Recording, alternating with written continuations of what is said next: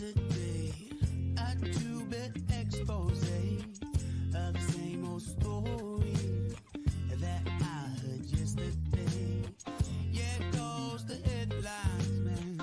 They all just go to plan.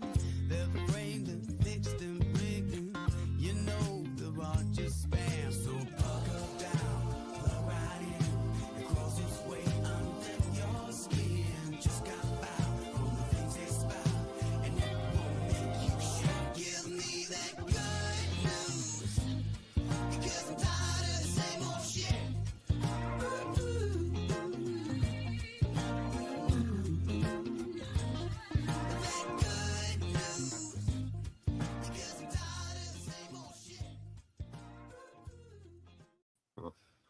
All right. Hello. Whoa, you're hot. Whoa. Whoa, we're all hot. Whoa. Yeah. Might want to turn down that speaker a little bit. Welcome into the grounds. Hey, that's hot. All right. So, little shout out this morning to our good friends over at Natural Therapy Wellness Center.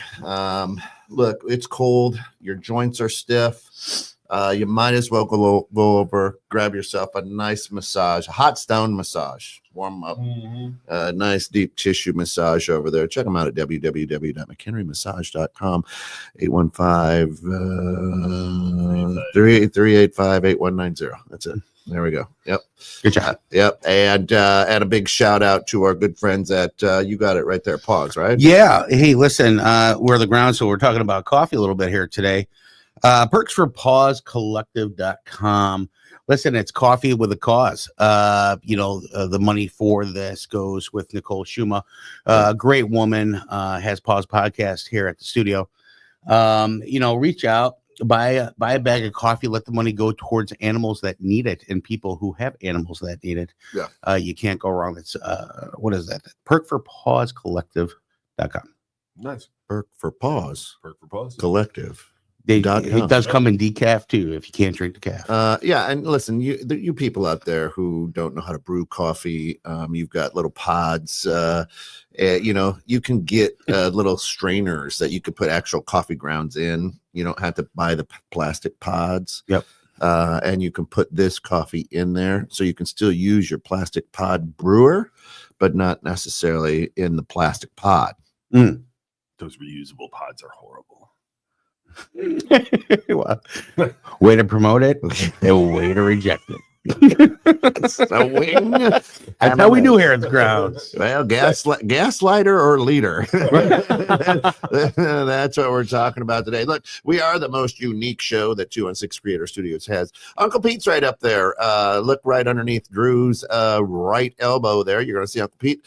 And you can take that little URL, HTTPS, throw that right into your address place up there at the top. Very techie this morning, and jump in studio with us because, well, why not? Well, I think our boy Scott will be doing that. And you said two of his favorite words right off the bat, and that's stiff joint. That's right. Two of his favorite words, stiff and joint. That's right. So welcome in, everybody. Shayna, how are you? How are you? Shayna. How are you? Good morning. Gorgeous studio. Well done. Yes, it is looking good. We got some good things here. And Don says, morning, gents. I did not think you were all that hot when you signed on. Well, yeah. Wow. Well, one of us was. Adjust your viewing screen. And talk about a gaslighter right there, Don. Nice job. What a leader. So this morning you brought this up, Drew. This you have some thoughts on. Are you a gaslighter or are you a leader? Right. Well, I mean, or are you both? Listen, it's funny because there's a lot of people that want to tell you how they are a leader. Usually a red flag for a gaslighter. And there's several different styles of that. Listen, a quick story. I used to be part of an organization that would help the community, and they had a board of directors. And listen, for the safety of others, I won't mention names. We'll just say it sounds like Ken Pringle. Realistically, Right. there is a the comment that was given to me was I don't know if you know this, Drew, but I'm kind of a big deal. And I was instantly like, wow, what a horrible thing to say. And listen, he's painted a picture.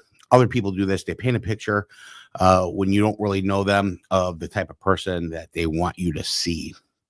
And then when you do your homework, you're like, huh, what are you leading? Right. Yeah. And so whatever it takes to step on somebody else's head to reach for the stars and then blame that person when they can't. That's the imposter side. True leader. So I guess what is your definition of a true leader?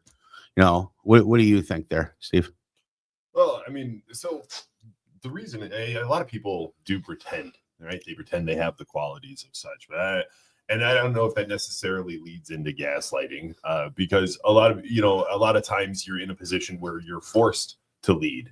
Obviously that's not the case with your Kris Kringle with the volunteer position, right? But I like how you actually rhymed it. Yeah, well, that's what you said. That's what I heard.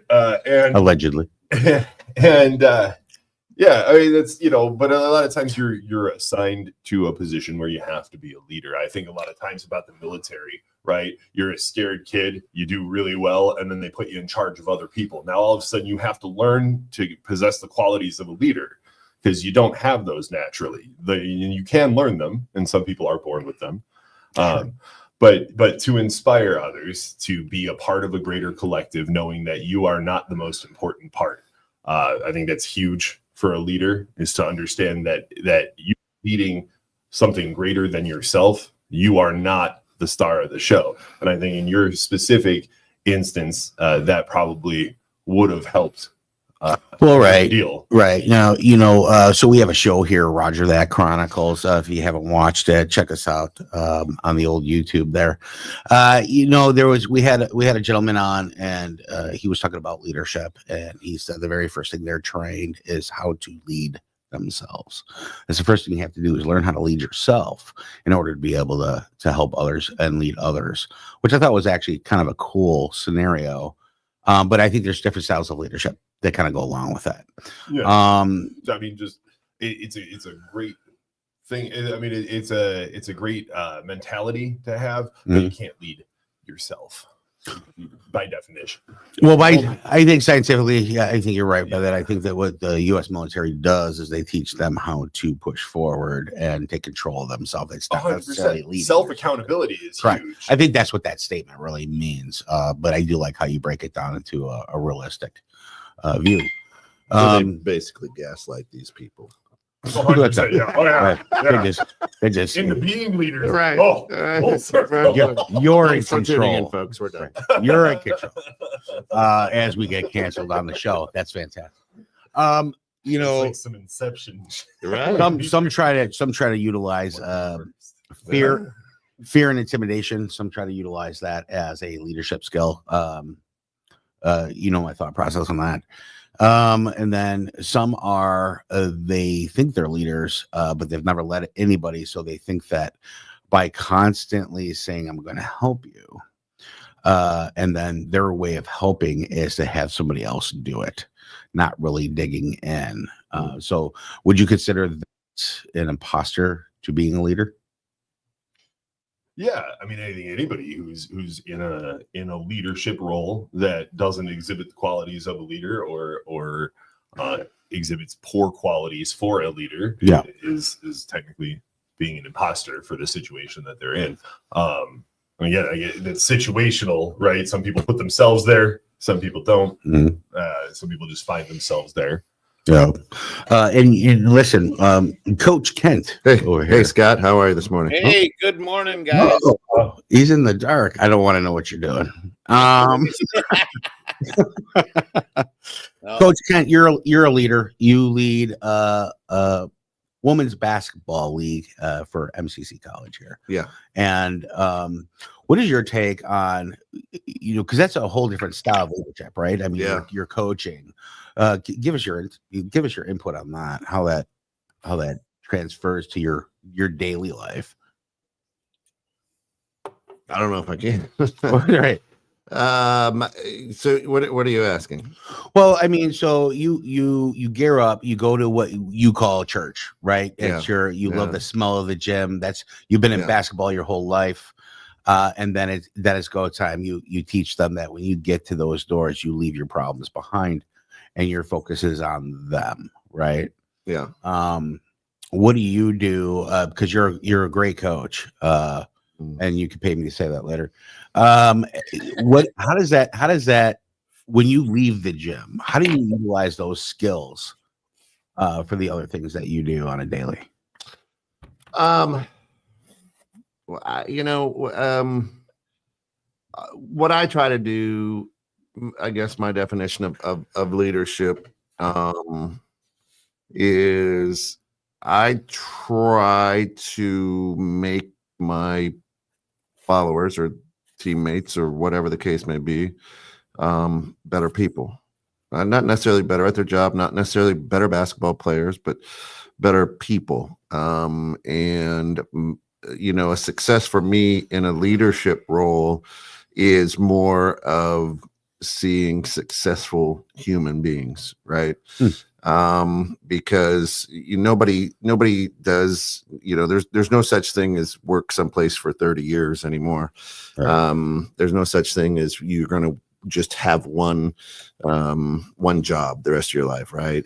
So if you can help your team be better people, then that's what I think true leadership is, right? To me, a leader is also, I'm not afraid to get dirty, right? I'll show them how to do it. I'll show, let me get in and get dirty with you. I'm not going to ask you to do anything that I can't do. And I'm going to, if you're having trouble with you, I'm going to show you and walk with you on that. I just have to figure out the goddamn third quarter if I could do that. Christ.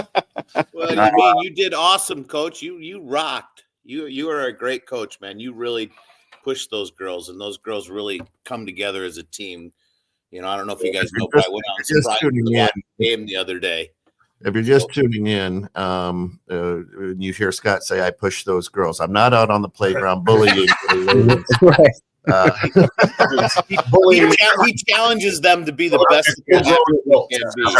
I'm out there he's challenging them well. That's right.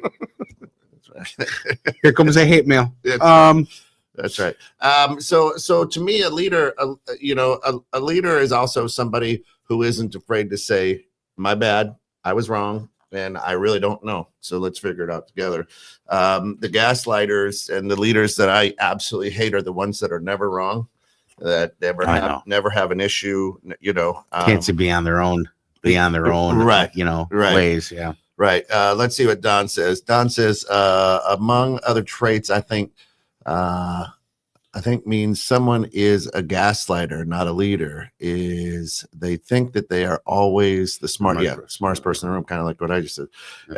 He says, as I once heard, if you're the smartest person in the room, you're in the wrong room. You're in the wrong room. Well put. Yeah. Or you're the only one in there. A leader needs to train and support, Heather says. Needs to train and support you. You look good if they look good. I've worked for a lot of leaders who were only focused on them looking good. Correct. Yeah, absolutely. There's no I in team, but there is me. There is an M&A. Yeah. That's right. Don says, I'm with you, Deke. The most satisfying part of leading others is seeing them succeed, even way beyond your own success. Yeah, I mean, is working with some incredible women, strong, beautiful, smart ladies who are going to change the world.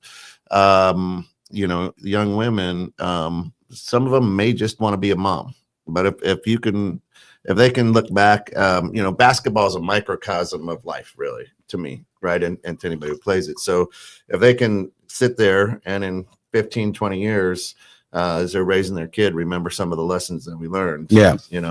Makes them better. Hey, Bob says a leader could be defined as a person who influences and guides others to achieve a common goal. Well,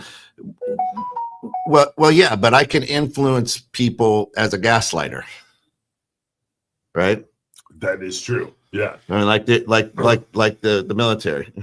I'm gonna gaslight you to say you have to lead yourself Oh yeah. first, right? And my son's in the military, and all you veterans out there, we absolutely love you and thank you for your service and Absolutely. keeping my freedoms free. I mean that from the bottom of my heart. But gaslighting is a psychological manipulation technique that involves convincing someone that their reality is untrue. Right? Yeah. It's a form of emotional abuse that can happen in personal and professional relationships. So I can, quote unquote, influence and guide others using gaslighting to achieve what I feel is a common goal. Yeah. Right. Right. Because it helps me. Right. Well, And then right, I make for them believe, your goal. and then I right. believe that, and then they believe that that's the common goal. Yeah. Yeah. So, Convincing other so people that and that's their reality isn't their reality. Correct. and that's what Their reality is your reality. Yeah. right. Yeah. And that's the interesting part. We see that a lot on social media, right? You see gaslighters on social media. I have an opinion. Your opinion's wrong. Yep. What? Yep. What my opinion? Oh look, I turned it into a meme, so now I'm definitely right. That's correct. 100% true. Opinionated 100% data true. versus factual data. I love Yeah. it. Yeah. I love it. What's Don say there? Whoops, I'll get up there. What is it? That's Ziski in Stars and Stripes. Uh, Russell Ziski, don't you remember that? yeah, if we ever get into heavy combat, I'll be right behind you every step of the way. That's right. He's don't gonna let you. He's gonna let you lead the way. He's gonna be a good person. You call me Francis, I'll kill you. Touch my stuff, and I'll kill you. Allegedly. Easy, Francis. And I think that with social media, with the way that the world is today, I think finding a true leader, especially with young people, is very difficult because of all the social media influence. They feel that the only way to lead is to gaslight. Yes. Right. Well, and That's what it's been they're trained to looking do. around at the world around them and they're seeing that to be the case. And Yeah. they're believing that to be true because they're seeing it to be true. Yeah. And then they're falling into the same patterns because you either, you can't beat them, join them. Yeah. Human beings are apes, right? So we ape or we mimic, right? That's what we've always done. We see, we do, right? Mhm. That's why I say I'm going to get in there. I'm going to show you. That's right. Because I understand that humans mimic, right?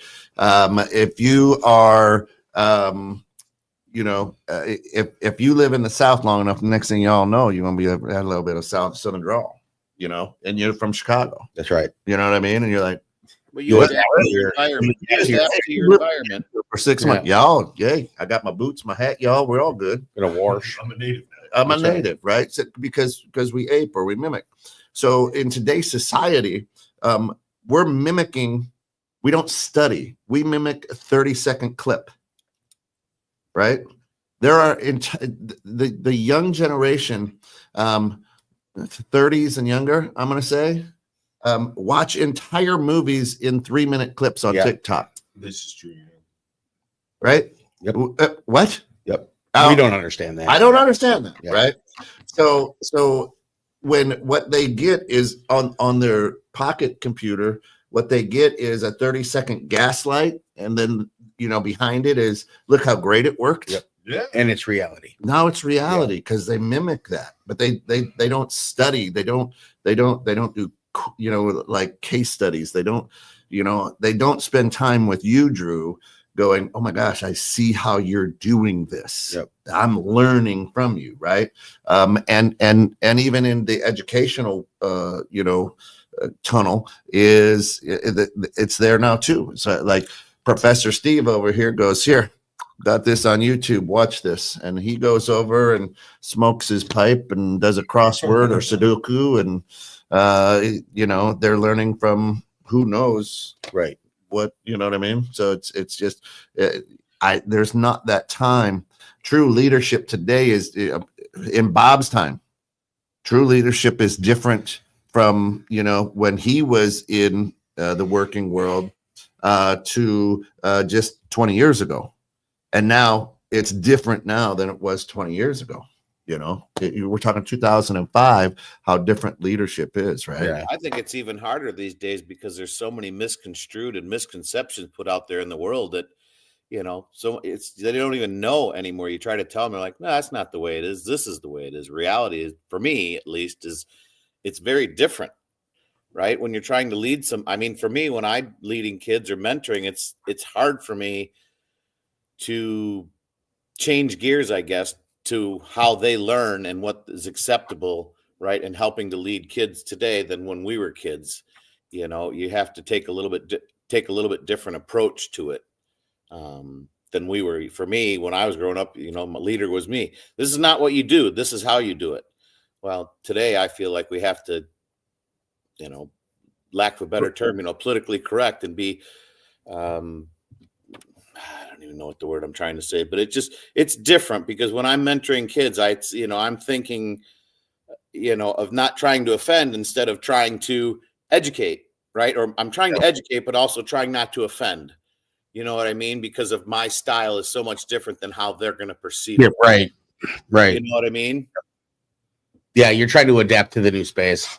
Well, right. Yeah. And it's hard. I know what to do. I have problems in saying it effectively and not being, I don't want to say disruptive, but disrespect, because people get disrespected and hurt feelings so easily these days that trying to, tailor my approach sometimes makes my message come across weak, if you will. Does that make sense? Yeah, it does to a degree. That's something that how you feel about it just because of the way you were trained. But that might be taken differently from a new perspective and generation today. Oh, this is we talk a lot about this on the show, and it comes up a lot, and the relevance on age with social media, I think, is a lot less prevalent than we think of the younger generation because they grew up with the social media, right? Yeah. But the effect of social media and those short videos does not escape the older generation. That's correct. My dad's cousins post the weirdest shit on Facebook, and they will back up a meme like you've never seen. Somebody will be like, "Hey, that's a weird thing to post." My dad shared one not that long ago, and it was about the uniforms for some sort of controversy over the U.S. Women's swimming team, and I'm like, "That's a picture of the volleyball team, and that's from like 4 years ago." Like, what is the post even about? Because if I click on it, I guarantee you I'm going to find whatever it says, because that's the Olympic volleyball team. Right. It says right in the and I'm like, sounds like an AI. Like, what happened? Right. What happened to like looking at things before we shared them? Proof of it. Right. And my dad fell into that real hard, and a lot of his family does too. And they're all 70s, 80s. Oh, I say that I'll always put the definition of a meme in those kinds of, when people get excited, I'm like, a meme meant to be humorous. Yep. And I'm just like, this is not gospel. This is a fucking joke. No, somebody illustrated and published it. They obviously knew what they were talking about. I think they know better than you do. Well, going back to Scott's, I'm having a conversation with one of my players. She's 19, good kid, and just a brilliant young lady. And has had a life path that hasn't been all golden roads, right? We're talking. She's like, "Listen, coach," she says, there are times when you're like, "Listen, I've been doing this for longer than you've been, I've been playing basketball longer than you've been on this earth. Can you just listen to me?" Right? Because that's what we were told. That's right. Right. Those are words, by the way, that still exist for a lot of people. Yeah. Right. Like, I've been doing this for 30 years. And I've said that, like, and she goes, "It doesn't mean anything to me." Right? That's exactly it. They're like, "What's the point?" And she's like, "My grandfather says that, and I know that he's just going to start saying something that I don't care about."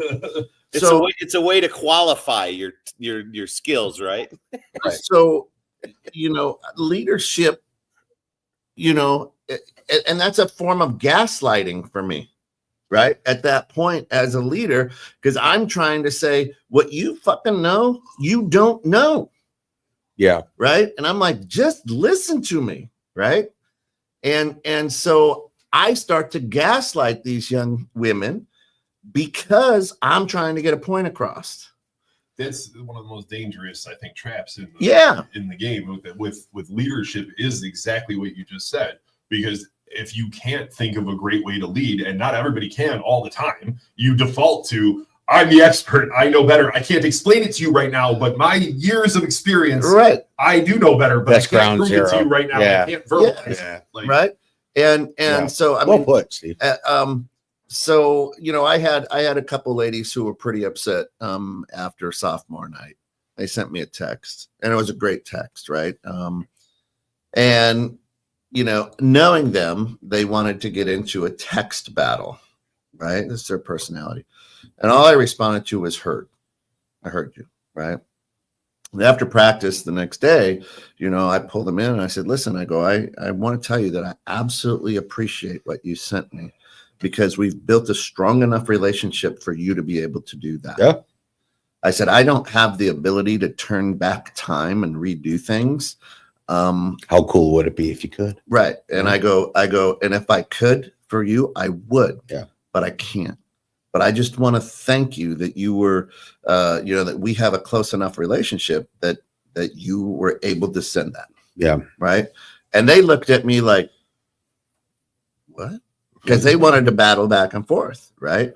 And they wanted the fight. Yeah. And I wanted to let them know, no, I heard you. And I'm hurting because you're hurting. Right.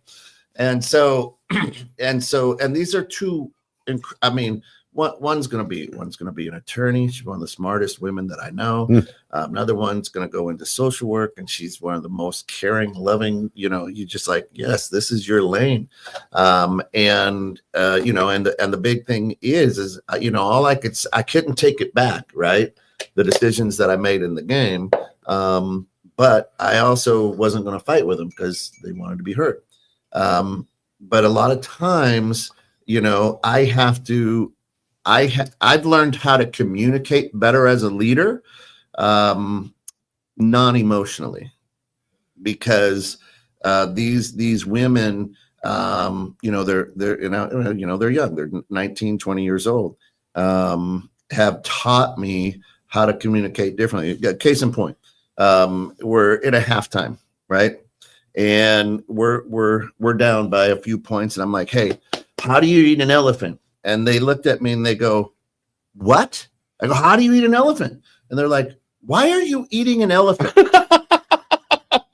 Honest to God, pieces. Hand to God, right? And I go, what? Well, why an elephant? People don't eat elephants, right? And so I'm trying to tell them, listen, we're going to get there one step at a time. We just got, we got to do it one bite at a time, right? We got to take a little chunk. And the entire halftime talk turns into, I'm trying to explain.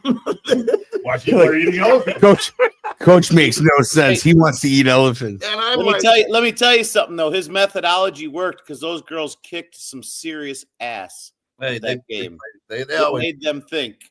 But so we're sitting there, and I'm like, I want to pull my hair. Don't have hair, right? But I want to pull my hair out. Like, would you just shut up? I'm trying, and so I have learned how to communicate differently over the course of this 7 months, because I don't talk at their level.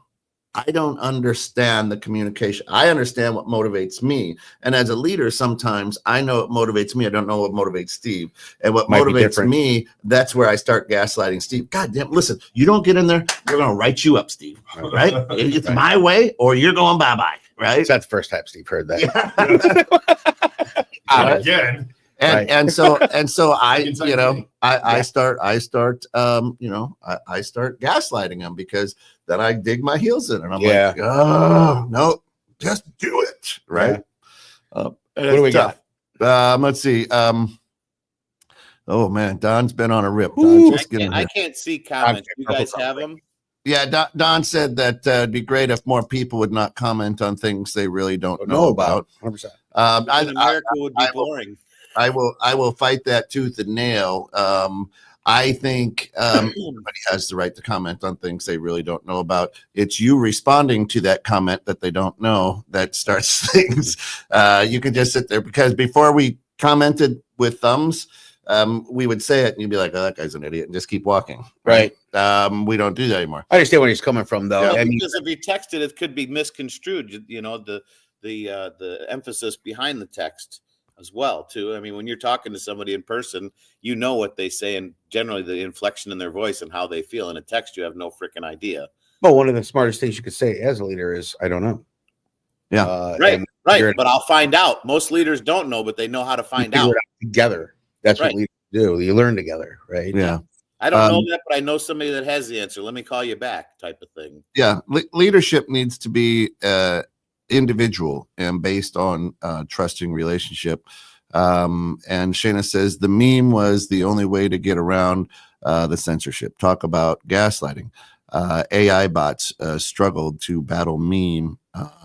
And satire. What's that say? Grok 3? Grok 3 doesn't have that problem now. I don't know what Grok 3 is. We're not sure. From me watching great leaders, most consistent attribute, humility. Yeah, it's true. I would agree. So true, Don. That and authenticity. Don says, yes. I'm just reading them all. One by one. What is it?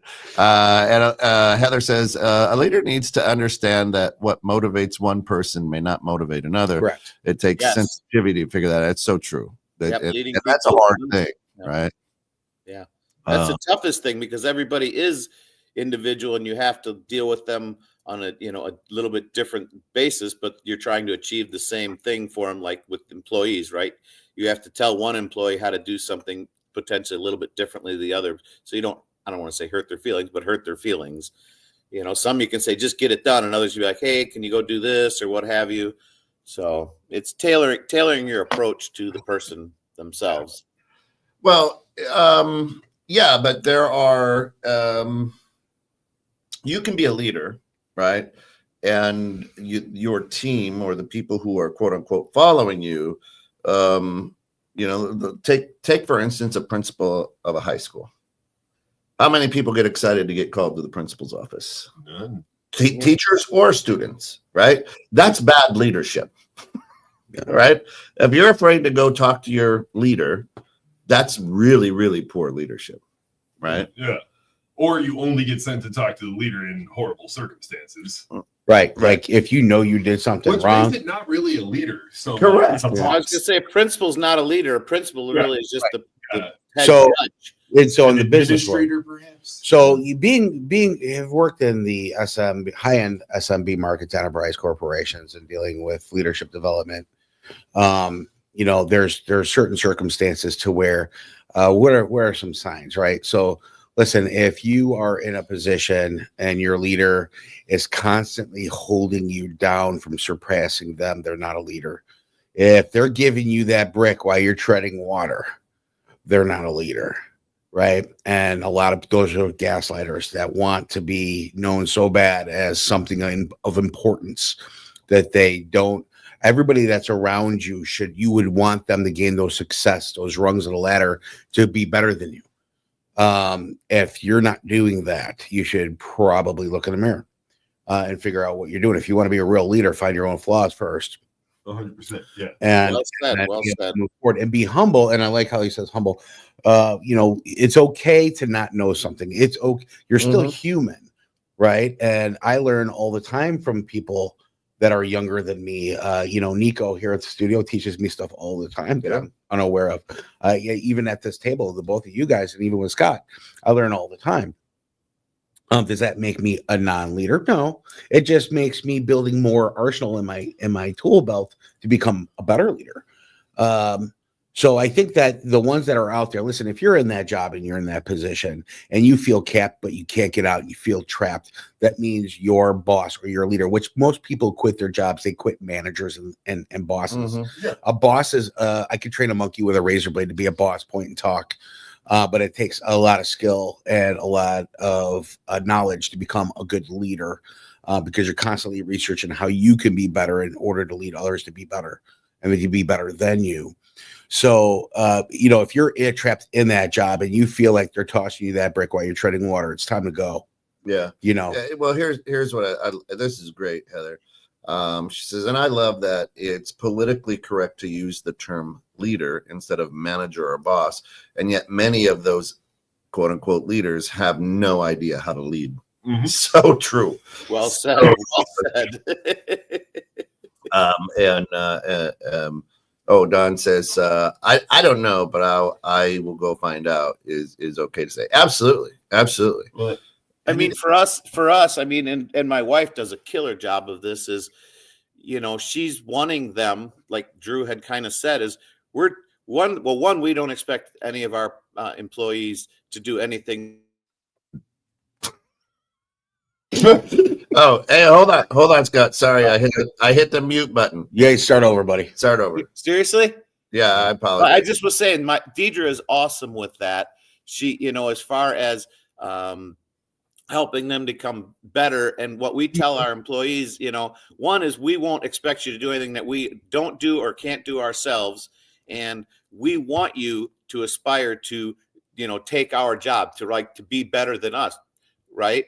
Yeah.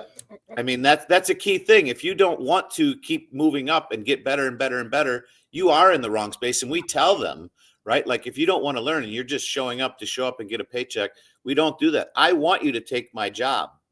I want you to, do better than me. That's what it's all about. I get joy to see people advancing and becoming a better person and learning new skills. Hey, Scott. Yeah. Mr. Spock called. He wants his shirt back. Right. I'm getting ready to go skiing. As soon as we hang up, we're going skiing. So I just pulled you up on the big thing, and I'm like, oh, it looks like Dr. Spock's. That's it. I love it. No, you're good. No, you're absolutely right. You've drilled it there. And your wife is brilliant. Except she married me, so I'm wondering about that one. But but to that point, I'll go find out.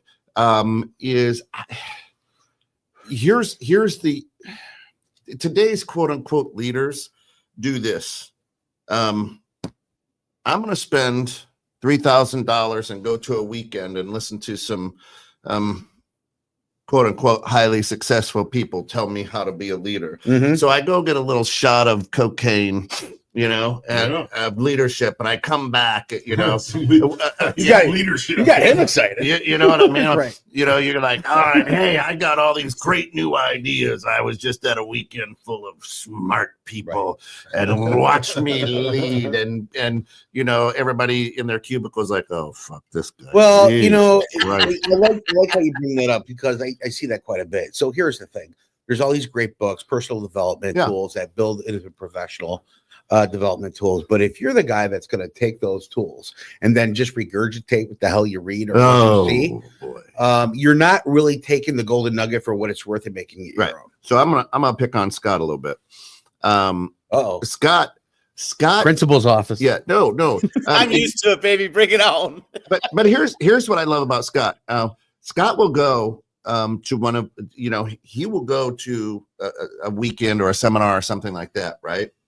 And then I'm excited for him, and I'm like, hey man, and he's like, you know what? I've got all of this information. I've got to sort it out, and I want to dig in deep to this a little bit before we start talking about it. Right. Yeah. So he's not one of those regurgitators, right? He literally goes, studies. He'll take some key points away that he feels he needs to work on, instead of just coming back and being like, I'm now Anthony Robbins. You know what I'm saying? But what he does is, and I really appreciate that, because I know people who will go to those weekends, come out of there and be like, I'm going to be a motivational speaker now. Oh, I think we both know a couple of those in the same network. But Scott went to, and I'm going to pick on him. He went to, he had the opportunity to sit with an incredibly successful financial guy, right? That helps entrepreneurs and all this stuff. And Scott is excited about it. He's telling me about it. And I'm like, well, tell me more. He goes, I can't really, because I got to do some more digging into this. But when I get to that spot, yeah, let's talk. Right. And I think that's a great leader, because he's trying to better himself, but he's not going to vomit all over me until he's like, I'm ready now. You know what I'm saying? And I really appreciate that about Scott. Yeah. And I mean, Thank and, you. and hopefully the people that follow him and his businesses and whatnot, the people that he's leading understand and Appreciate see that, that yeah. too. Yeah. Yeah. It's not like, oh boy, he just went for another. Here we go. What's gonna be He's his in the plan? back. Everybody buckle up, Buttercup. That's right. He's gonna come back all pumped up and rah, right? Yeah. Make sure you're the change that you want to see. Yeah. Let Right? me tell you what you're doing wrong. I found out this weekend. Yeah. Right. You know, You're doing and- it all wrong. yeah, exactly. We're changing everything. You Yep, know, scrap it. but you see, I think Scott approaches it in the right way, and education in the right way is that let me go find out. Let me change me or what I need to work on, and I think that's a sign of a great leader. Rather than let me change. I just went and got information. I can change you. Mm. You know what I mean? Yeah. And how many people, to your point, we kind of said at the onset, is how many people do we sit here and go, you know, let me tell you how great I am and let me change you. Well, one of the skills of being a great leader is the knowledge of how to read a room, right? As well. So there's certain things that where you need to stop. You want to lead, that's great, but not everybody wants to be led. Yeah. If you're trying to help somebody, sometimes scaling back and just being like, if you ever want to talk, I'm here. But start force feeding information about how to fix somebody's problem Yeah. is not necessarily the key. I run across that all the time too. And so it's an ongoing development to be a leader. All right. Is anybody like the perfect leader? There's no such thing. There's no such animal, right? It's always an ongoing orange. process, right? It's an orange. Well, and then you know, we've talked a lot about bosses in leadership, right? Yeah. They interact directly with individuals, and they have to lead. Now, that is a specific skill set. Not everybody has it, and not everybody who has it every day. I've managed other people, and there are days when I'm just like, if you can't figure it out yourself, I just don't have the energy for you today. And that's not a great quality for a leader, but sometimes it is. You just burnt out. And then I know you've worked corporate. You've worked corporate for the same. Actually, we could talk about the exact same CEO. And how did they talk about him? How did they talk about him when at the bank? This guy, he's the smartest individual. He's read every book on the planet. He could. What, your back hurts? He could fix it. I guarantee you. Raise him up. He's not a chiropractor. Raise him up. Everything, and you're like, what the hell? This guy gets up in 2 seconds. Is kind of a boring individual. Oh, very. And it's like, let's talk about the qualities of that guy as a leader, right? He leads a $1 billion multinational bank, right? CEO. And he's supposed to be the figurehead. We'll say that it rhymes with place. It does rhyme with place. Hey, hold on just a second, everybody. Am I the only one that doesn't really rhyme things? Hold on, everybody. Little Jaime Emerald over here. We'll be right back.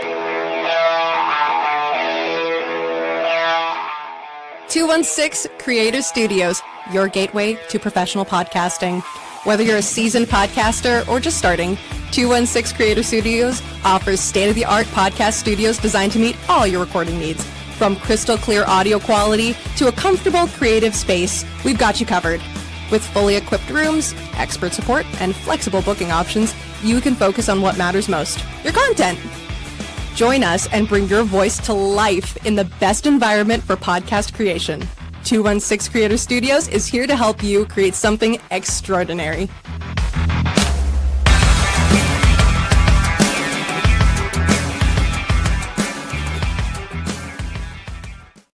Thanks, Mike. Hey, welcome back. That was awesome. I love that. I love that clip. I love that. You guys did a great job doing that. But Drew, we've got a CEO in a position of power, huge power. We're huge, amazing power with no drive to actually do anything to be a leader. Now you've got an army of followers that follow by default because they work for you, and they will sing your praises and become your cult and talk about how great and special you are. But like, wear your clothes. Zero qualities. Every speech boring and dry. No. Like, let's get out there and be part of a team. No sense of community. No sense of belonging. No anything. $1 billion company, and this is the leader. And really no face-to-face with any employee. I mean, that's not that guy's job. It's his job to just stand there and make the place look good. Doesn't possess There's the two quality sides to that of a spectrum. leader. You're 100% right. There's two sides of that spectrum, though, too. There's that, and then there's the falling off the cliff on the other side. No medium ground. There's, hey, we're gonna do the rally, where it just seems very fake and phony and exciting, where they get you to clap and chant and do all these things where it's just not real. Yeah. Be authentic. No, it's got to be authentic. It's got to be authentic. I work for a chiropractic office, and every Friday I had to drive to the Four Seasons out in Oak Brook. Right, it was big, long ass drive. 6 a.m. We're out there, and I'm not even kidding you when I say every Friday we've got like 600 people in the DoubleTree Hotel. That's where we were, and shout out to DoubleTree. And we're watching this presentation on literally, and I'm not kidding you. I felt like I was part of a cult. Like I was there like a week. I'm watching this thing where they've got guest speakers come up one after another, and they're like, our CEO is the smartest man alive. This person literally got up and they're like, he's so smart. The things that he doesn't know was like this, but now the things he doesn't know is like this, but he doesn't even know that the things that he knows.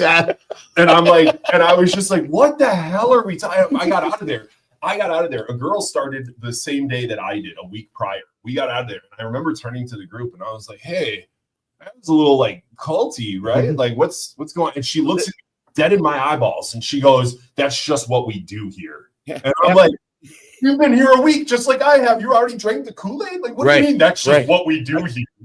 I was waiting for but wait, there's more. And keep your head down. Yeah. And I'm like, and then what I noticed, I see you still have the tattoo. Be one of us. Be one of us.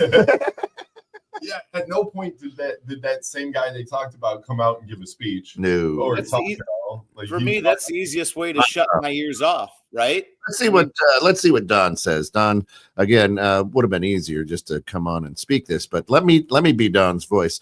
You cannot change someone else. You can change how you engage them. Not that easy to do. To Drew's comment, a good leader leads poor performers out of the organization to the benefit of the rest of the team. He goes on. I tagged an old boss of mine, BI, brilliant imbecile. Brilliant from a business analysis perspective, imbecile when it comes to dealing with people. And then he repeated himself, so it was very important. And then Heather jumps in. That happens too often, Don says. It was unpleasant. Most people can see right through it when someone is not authentic. Obvious to everyone, but the person faking it. And Heather says, so true. So true. That's it. Yeah, I Well, mean, some people. You had his voice, by the way, down to No. down to the. You missed a few reckons and Yeah, I reckon that y'all down there, y'all right, little Texas. down Grapevine, Texas. So I think, and I'm gonna. It's a weird way to do this, but I think old school, and I'm part of the old school. We went to trainings how to gaslight people to be a leader. Right. I'm going to get you to believe something that you don't believe in, to make you better, to make me look better, so that I can take the next step up on the rung. Right. And I think a lot of the training was just that. Hey, get them to rally around something. If we can get them to rally around something, we'll get these, build that energy. we'll build that energy. That's right. And then they'll run through a wall for you, Have you ever been in that rally where you were like, okay, what the hell did I get involved? So a lot of them. Oh yeah, absolutely. Yeah. I when I moved back from Arizona, I worked for a video store. Wasn't the big blue one at the time. It was more of a personal owned or family owned video store, right? Kind of a family style video. Yeah, kind of a family style video. Their name. Yeah. Out of all the names that we're allowed to say, there's a they're couple. not I think going to come back and haunt you. There's a couple stores.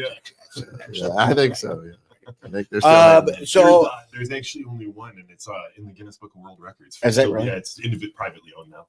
Oh. Well, so I go. So yeah, the blue one, it wasn't it. Yeah. Okay, we'll just say that. So a weekend, we're going to have this a regional meeting at our store, which was held in the basement of the store. Boy. And it was packed, Mm. like if it was a nightclub kind of packed. Oh. And as I walked down with 2 other new recruits down the stairs to join this meeting, they're chanting the Yes. store name. Oh no. Yeah. And then they were like, Scott "Hey, disappeared. our new recruits." Oh, no. And I was like, okay, what the hell did I get involved in here? And they wanted me to do the chant, and they wanted, and I was like, afterwards, and mind you, the store regional guy was this guy. Everything was fantastic. Right. No. Hey, fantastic. Everything that came out of his mouth was fantastic. And I went and I talked with my wife, and I was like, probably not going to be there long. I'm just letting you know right now. So Yeah. did we lose Scott? Yeah, I just texted him like, you disappeared, bro. You brought up an interesting point, which is a lot of times to get through our daily life to either work at a company. For instance, the one we were just talking about, our mutual company we worked for. If you don't gaslight yourself every morning, you won't return to work every day. That is So if you don't sit there and lie to yourself and feed yourself the company tea every morning, you cannot physically get yourself out of bed. Because I worked there. It was horrible. It was horrible. It's a horrible company experience, horrible work environment. But every day I force-fed myself the line that I was doing something to help my community, that I was helping people instead of doing the exact opposite, which is what we were doing. And if I didn't believe that, if I didn't gaslight myself into that, if my boss didn't spend every waking moment gaslighting me into that, he would have no employees. That's right. And that happened pretty frequently anyway. I mean, they got like a 40% retention rate. So Well, in breaking that down, Steve, if your boss is trying to convince you that the amount of your salary and the amount of hours that you're putting in isn't breaking down to be $8.50 an hour, but they're going to send you a T-shirt for being awesome. Why does Scott come up as Leo Kincaid? I'm a little scared. That's ain't gonna the lie. name he uses in the chat room. That's right. Good old Leo. At OnlyFans. You've never heard of the war hero Leo Kincaid? That's right. Single-handedly diffuses bombs. I think there's a song about it, actually. Here reference this AI picture of me in a fighter pilot's jacket. Well, are you sure? Are you sure that's? I mean, here, there's Scott's back. He's in the green room. Yeah. What? Are you Leo Kincaid? All right. Hold on. Why are you? Oh, Leo? Leo Kincaid is a dildo. I am. I'm gonna need 2 orders of I'm Leo gonna Kincaid. I'm gonna laugh so hard when Leo's just Oh, he's randomly gone. right. You chased him away because they're making fun of Leo. Oh, sorry. Well, look, Scott's It's one of his aliens. Scott is coming to us from Galena, his beautiful home in Galena, and he is probably the Wi-Fi there is not real good sometimes, so he'll be. Yeah, here's his address. Feel free to visit him. If I think, Don, I think you spelled dildo wrong. I don't. There he is. There's all Leo. right. Hey, Hey, oh, welcome back, Leo. oh. Leo You guys got me so excited. I clicked the wrong button. That's what she said. All right. Wow. That's gaslighting. Yeah, Right. no. Wow. Right there. I'm a good leader. So, Instantly from 7 views to 5. Yeah. Yeah. so that is me. That is me because I got off Facebook because I didn't want any of the what happens out there. So I'm incognito, so people cannot follow me on purpose. Mm. Don't tell anybody that's me. Like you said that like it was going to explain Leo Kincaid to us, but it didn't. Actually, Leo really Kincaid. Yeah, Leo Kincaid. Leo is actually my Love Steve. Gotta love.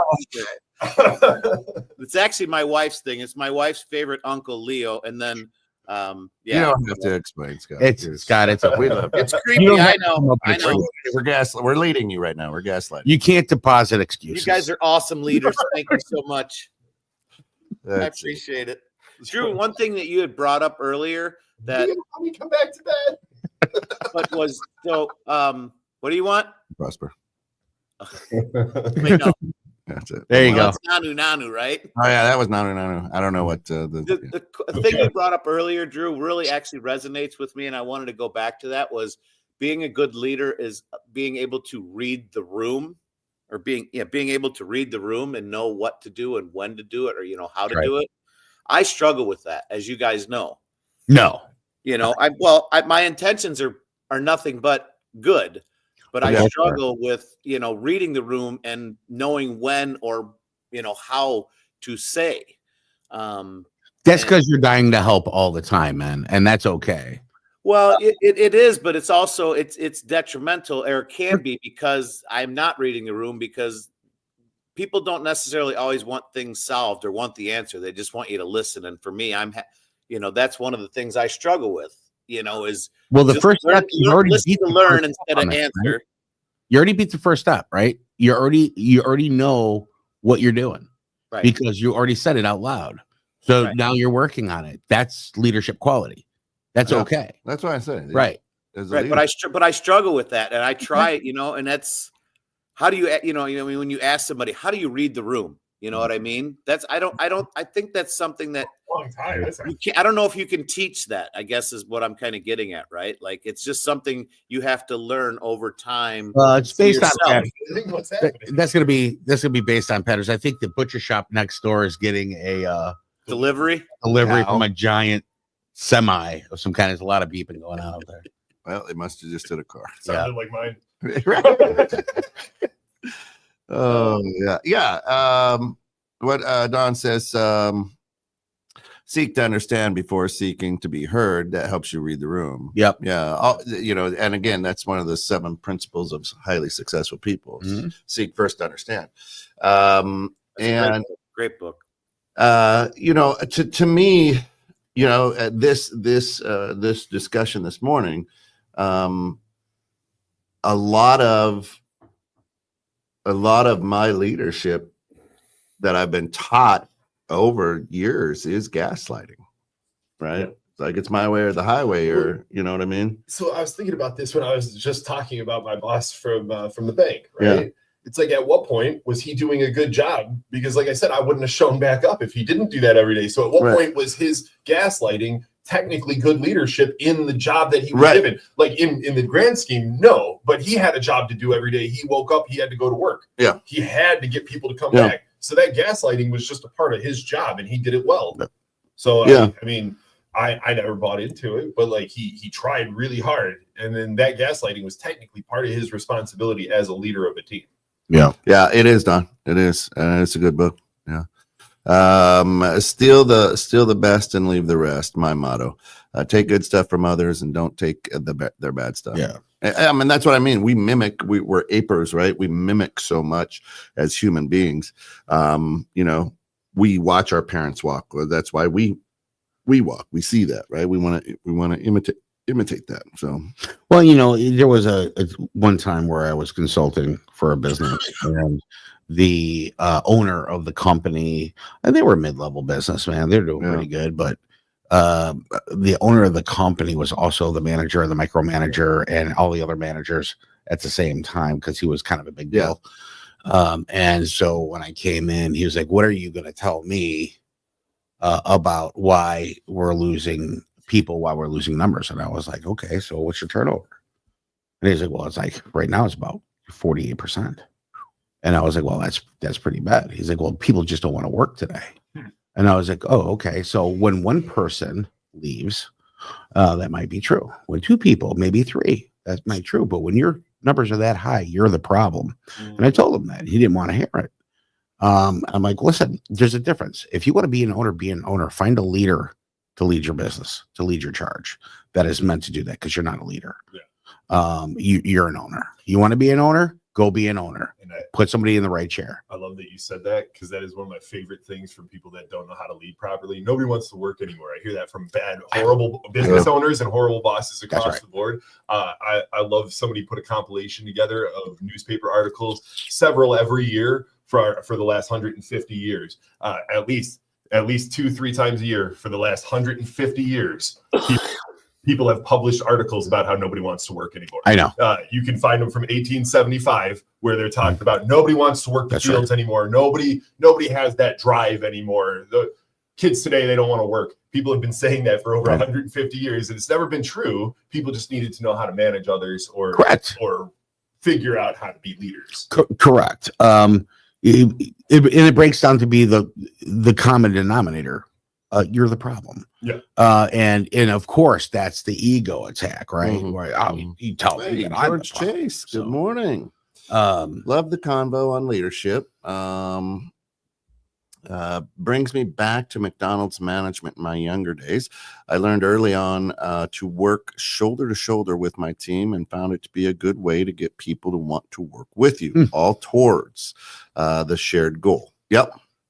That's why I say if you aren't afraid to get into that French fry grease, they won't be either. And thanks for watching, George. In service like that, you got to run a good team, especially fast food. You That's gotta right. be quick, Fast paced, and a well-oiled machine. Yeah, Heather says, or kids today, right? Don't want to work. Yeah, a lot of that Totally is not kids true. today. It's not that it's not even so much that I think that's just what they were brought up with. Like, given everything, they have everything in front of them. So I don't know about wanting to work. They don't know in a lot of respects. Like, why do I need to do that? I mean, I've been taking that's a very generalized statement, though, Scott. It is that want to work, but if you're the person that has that high turnover, they just don't want to work for you. Yeah.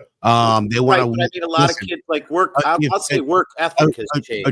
A true leader and a true owner of any business knows this, and I know you know this. If the interview for an employee that comes in for your business, you're creating a mutual contract. Realistically, that interview should always go in two different fashions. They should be interviewing you too, being like, why should I work here? 100%. And so there has to be a mutual benefit. Yes. Those remember this speech? Well, I pay your check. Well, the answer is what I perform a service. That's a mutual contract. Yeah. You might pay my check or my salary. That doesn't mean I'm doing your laundry. That doesn't mean I'm going to do all these other things. You contracted me to do this job. That's the job I do. Now you're asking me to do more for less.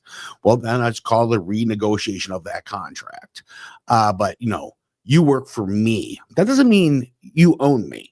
Yeah. And that's where that level where they throw you in the pool and start handing you that brick because they make you feel like you're not going to be good enough to go anywhere else without them.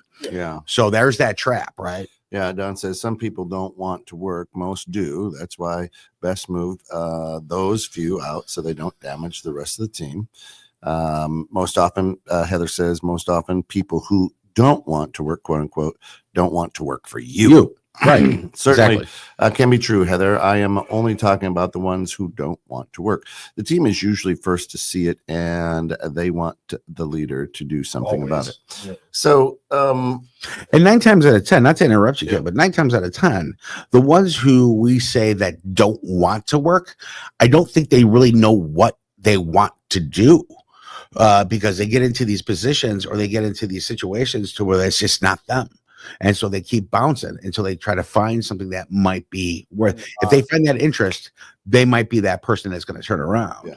Yeah. There is going to be a 1 to 2% of people that are just like, I'm never going to work, whatever. Right. But for the most part, the generalized statement of people that don't want to work probably do. They just don't know what they want to do. And they don't even know how to find what they want to do. A lot of times, what I have found, especially working with these young women shoulder to shoulder for the last 7 months straight, every day and traveling and doing things is they want to work. They want to be successful. Their issue is their leaders, quote unquote, old people like me, don't understand how to communicate with them. Don't understand that it's no longer our world, it's theirs, and don't understand that, hey, you can have your phone out and be very efficient and still doing work. This is the way they operate. This is the way they got through school. This is, there's so much online schooling. Mm-hmm. But a lot of us employers go, that phone can't be out. Yeah. Right. Because that's what we were raised, right? Yep. So it goes back to just truly understanding. I think, and to your point, Drew, I think everybody wants to work. Everybody wants to be successful. We just don't give them enough time. We don't understand them. We we are afraid to say, hey, you know what? Maybe a mechanic isn't the right fit for you. Right. You are more of a right. You're a numbers guy. Right. You Right. you Take that wrench out of your Let me ask you guys this: when you were kids, right? And I know the way that I was raised, Kent. I know we're very similar in the way we're raised, but did your parents or did people around you question you and like, hey, what do you want to do? Or did they help foster? Like if they saw you were good at drawing, right? Did they say, hey, Drew, you should go take an art class? Or Steve, you should go, Absolutely not. I was told that would be nobody. So you found it on your own because you needed to make money, right? So you went out and you found what made you money. That's right. So I've been blessed. My parents have supported me in every crazy thing. When I was a kid, I had a lawn mowing business, right? But my dad was like, you made a commitment, you got to go. Because there were days in my lawn mowing business where it was Thursday and I was supposed to do Mrs. Ganakis's yard and I didn't feel like it. He goes, no, you made a contract with her. You live up to that contract. There are going to be days. So you were the lawn boy for Miss Kanaka. That's right. Right. Where's my $2? And so the interesting thing is, my support has always been, you do you. But if you made a contract and you said you were going to do something, do it. You commit to it. I delivered the Des Moines Register. So when I was a kid, man, I was making $10 a lawn. It's $10 a week. And I was making $100 a month delivering the newspaper. So when I'm in 8th grade, I'm making a lot of money for a kid, right? All my buddies love going to 7-Eleven with me because I buy everybody Slurpees. That's right. Hey, look at all the money I got, right? So and then I married a woman who does the same thing. She supports my craziness. She supports everything that I do, and loves me for that. Is it the best paying gig in the world? No, right? But I am crazy, and I've got a lot of I've got 3 irons in the fire right now, and I'm trying to balance and understand, and they're all 2 of them really, really strong passions, right? And the other one's getting there. And so it's, how do you do that? So no, it wasn't you go do this or my parents, look, I can show you texts. As soon as that buzzer rang last night at the end of the game, there's a text from my dad. Every game, and he's my dad. Hey, good job, man. You look good. They supported you, right? And they gave you great work ethic, and that's where you're at today. And for me, I can say it's happened, but I just don't. What I see, I just don't think that a good work ethic is being installed in kids today, and that stick to itness. Like my parents, they didn't care so much. I guess I can't say they didn't care, but if I did something, just like your parents, you made a contract, you do it, whether you got to follow through or not. I had a paper out. It was shitty, rainy, snowy, whatever. I didn't want to go. Sorry, you got to do it. You made that choice. You made that commitment. You need to follow it through until the end. Yeah, I have parents that made the commitment for me. Yeah, but they were like, no, you're going to get a job. Don't stop trying to make money on your own. You'll never amount to anything that way. You need a job. You need insurance. You need, and this is how you're going to do it. And I got you a job with this guy who is a raging alcoholic and yells at everybody in his shop. And that's what you're going to do. And you're going to deal with it. That's what I got. And then I would go there. And I would say, yep, nope, we're not doing that. And I would go do my own thing, making triple the amount of money that I was making. And that still wasn't good enough. Well, nobody's ever going to hire you because you keep going job to job. And Wise Man once told me, he's like, hey, listen, if you're going job to job, that just means you're getting experience and other things. And now you become more valuable. If you stick with a job for the rest of your life, or, and some people are meant for that, right? I'm not. But if you do that I did this for 50 years and I'm retired and everything. Oh, hey, if that works for you, great. But we only visit on the Blueberry. I want to experience as much as I possibly can doing different things until that time. Yep. So that's how it was for me. Running a retail shop is, it's not unless they sign a 3-year non-compete contract with you. The contract you have with them is when you show up here, we will pay you. And that's the contract. Yep. Right. Again, we fall back into work ethic. Listen, they don't have to work as hard. They've got AI. There's automated everything. They don't have to know how to count out change. Why? Because the computer tells them exactly how much to give it back. And right? there is a level of pragmatism that is used today when it comes to teaching your kids that I do think was missing in situations like Drew's, where it's like, you're gonna do this job, which is and I would say my mom used this, which is the paper route, right? I'll use that as the example. Go do it. You made the commitment. You need the money, blah, blah, blah. However, if somebody at that paper route was horribly mistreating me, or there was a reason, a good enough reason, it's forget about they misled you. Like Right. now there's another factor. My commitment was only as good as the upfront value of said commitment. On the back end, if somebody's horribly mistreating you, you have the right to assert yourself and walk away. And that's just how I was raised. Hey, look, Don, we took off. We're about 10 minutes over. It's a great conversation, but we got to bounce because we're 10 minutes over. Well, I mean, I think we know the people that run this place. Yeah. You know, and real quick, the paper route's a funny story. So I ended up with a paper route. I was forced into it.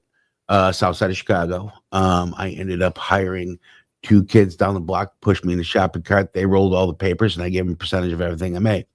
That was my paper route. My parents hated that. So I did the parking lot for Tasty Freeze. I wanted to get a job at Tasty Freeze, and the guy was like, "You're way too young to work here. Why would you want to work at Tasty Freeze?" So I was like, "Tasty Freeze, right?" Hello. Duh. He's like, "I'll tell you what, I'll pay you 50 cents to pick up the lot every day." I go, "Okay, great." I picked the lot, made 50 cents. 2 kids down the street, got them in for a dime a piece. They picked up the lot for me. He was like, all of a sudden, your management, then he felt bad and gave me $1. So he's like, "I'll do $1." So 4 7-Elevens, a bunch of the different ice cream parlors, a bunch of the different restaurants, we were picking up lots. We were making hand over foot. Right. And then we were making money doing it. More hands, less work. Money got taken away from me from my dad. It's like, you need to get a job. Ask me where that money went. Where I go? Yeah, right back to the bar. So it was like, nope, you're going to get a job. You're going to learn how to work for somebody else. Blah, blah, blah, blah, blah, blah. Yeah. What am I today? Entrepreneur. I'm an entrepreneur. Several different ventures since then. I failed quite a bit. I've learned. Where were we supposed to stop just after? Did you say kind of? Wow, thanks. I thought we were just going to start naming it. No, that's all right. Hey, yeah, I'll take kind of. But yeah, so I found my calling, right? Yeah. I know where I belong, and then meeting with great people like yourselves to be able to move forward into the medium. He's a liar. And that's Gaslighting. so Perks for Pause, and that's perksforpausecollective.com. Obviously, what I'm going to be taking now is not serious, but that's fine. I'll just move forward with Perks for Pause. Yeah. So buy something for a cause, perksforpausecollective.com. That's it. Great. We great appreciate stuff. everybody. And look, it goes to help rescue Thank you, Heather. fur babies, right? It goes to rescue the so and there's rescue. There's one called Forever Home. Can you reach those? Yeah. This is a decaf one. We've got Adopt and Foster. And Foster. The Colombian Dark Roast. Hey, Drew. Yeah. Drew, make sure I get that lady's information or that company's info so we can. We maybe talked about you last time, my man. Absolutely. Okay. She would actually like to pair up with you too, because she's looking at and I mentioned what you do with the pet store. And I really love today's conversation, guys. I appreciate it. I appreciate all of it. And I appreciate all the listeners, man. I really do. You guys are all great. Go out there, be the change you want to see in the world. And you know me, work hard, be nice to people, guys. I love you all. And I'll be back next week. So have a great weekend. Enjoy. Peace out. And Bobo says, see ya.